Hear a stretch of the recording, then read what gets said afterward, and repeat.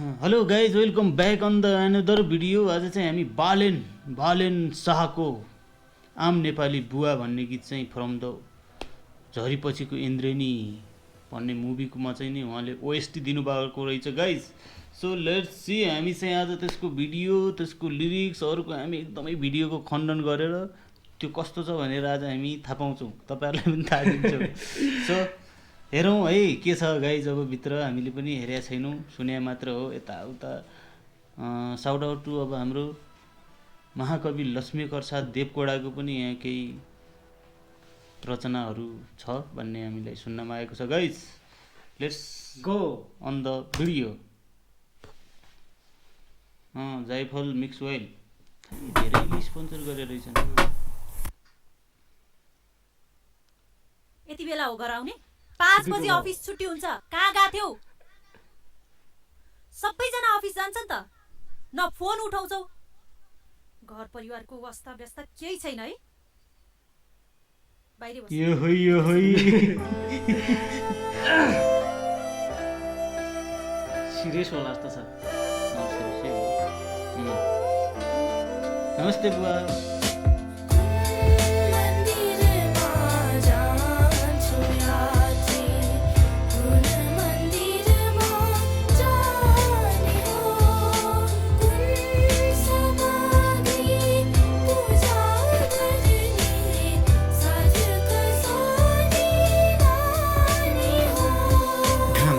म हेर्छु खोज्न परिवारको हाँसो खुसी, कुल्चिन्छु त्यो स्वार्थ एक मात्र यो धर्म बुझी, यही हो मेरो कर्म सोची, किले हाँसोको खोजी। त्यो बालेनले लेख्दाको प्रोसेस कस्तो थियो होला? लाइक म बिहानबाट साँझसम्मको एउटा दिनको कथा लेख्छु बुवाहरूलाई सम्झेर टाइपको हो होला नि। अब त्यो लेख्यो, अब त्यसमा के हुनसक्छ त्यसलाई कसरी लेख्नु त? ल एउटा कर्मचारी भएको बुवाको हालत देखाउँ नि त भन्ने होला, एउटा रियालिटी होइन। आम नेपाली बुवा त भएन क्या यो अलिकति। बालेन सर अलिकति हलो जोत्ने मान्छेको बिहान कस्तो हुन्छ तपाईँले थाहै छैन। तल कहाँ रे उता करन्जियाबाट परालको बिटा ल्यायो भने तपाईँले थाहा छैन। अनि पोखरिया ठिक तपाईँ अहिले बुझ्न गाह्रो छ। हुन त तपाईँ पनि ट्यालेन्टेड हो, तपाईँले जे देख्नु भएको छ त्यो हामीले जे देखेछौँ त्यो मात्रै भन्न बेलुकाको भुजा रोटी कार्यालय पूजा कोठी 2 पैसा जोगिने हो कि त्यही आशामा दौडिन्छु। बेलुका समय घुमिन्छु हाकिमहरूको इसारामा पुगिन्छ कि किनारमा भवसागरलाई तरेर के लेखेछ पढेर। चाप्लुसीको संसारमा सकिँदैन लडेर, मन खुसी यो व्यापारमा बेइमानीकै चल्दो रहेछ, रुखमा पैसा फल्दो रहेछ, इमान्दारी बेच्नेको टाउकोमा अर्को टेक्नेको, आफूलाई मात्र देख्नेको, झुटा कुरा लेख्नेको, बेसहारालाई हेप्नेको।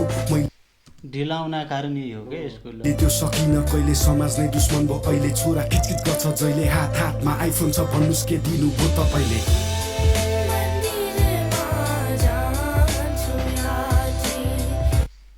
यो छोराको पनि के गल्ती है आइफोन माग्नु? हो त के गल्ती हो र खासमा? होइन नि। अब बुझ्नु त पर्ने हो, तर अब यसो हेरिरहेको समय छ नि त अहिले त। फेरि हो आइफोन पनि केटीपट्टि गाह्रो होला नि उसलाई पनि, बाउलाई गाह्रो छ, यसलाई नि गाह्रो छ। यो एकैचोटिमा कत्रो ग्याप भइदियो है जेनेरेसन पनि क्या। हाम्रो बाउ आमाले त खासै मोबाइलै चलाएन।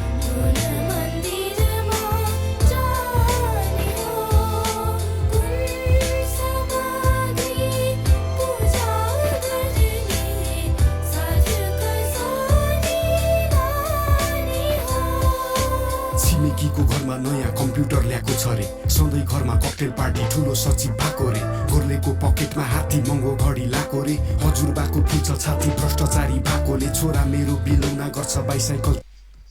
हजुरबाउको के भन्नु? हजुरबाको फुल्छ छाती भ्रष्टाचारी भएकोले, छोरा मेरो बिलौना गर्छ बाइसाइकल चाहिँ चाहियो रे, छोरीलाई खेलौना छैन बार्बी डल ल्याइदेऊ रे, कहाँबाट ल्याउनु छोरी देशको सेवा गर्दैछु, होइन म त्यो घुसखोरी बल्ल पेट भर्दैछु, दिनदिनै म मर्दैछु, औला मुख जोड्दा जोड्दै बिन्ती है म गर्दैछु, हाम्रो दिन्नी आउला कतै नानु तिमी नरुनु है, अर्को महिना किनिदिन्छु नि न्याउरो चाहिँ नहुनु है, यसपालि चाहिँ ऋणी हुन्छु बुढी मलाई माफी देऊ, चाँडै बाला झिकिदिन्छु तिमी नै त साथी हौ, नरिसाउ किन दुखी हुन्छौ, नानी बाबु सानै छन् बुझ्दैनन् मेरो भावना, तिमी बुझ्न सक्छौ बिन्ती फकाइ फुलाई राख न।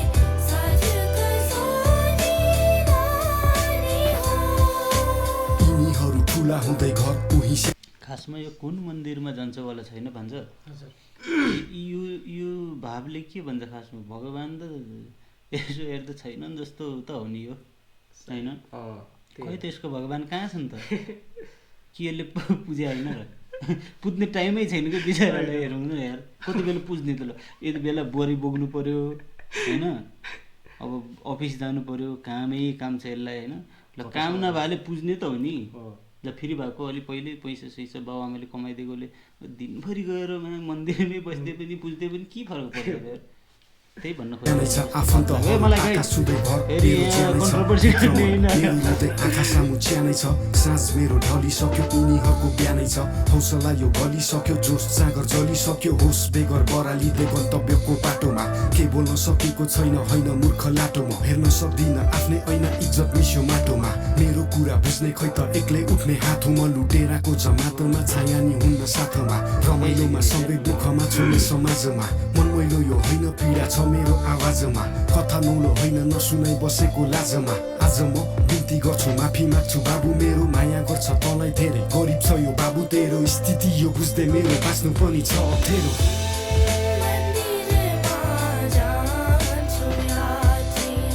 पक्कै बारिस्ट गरी आउनु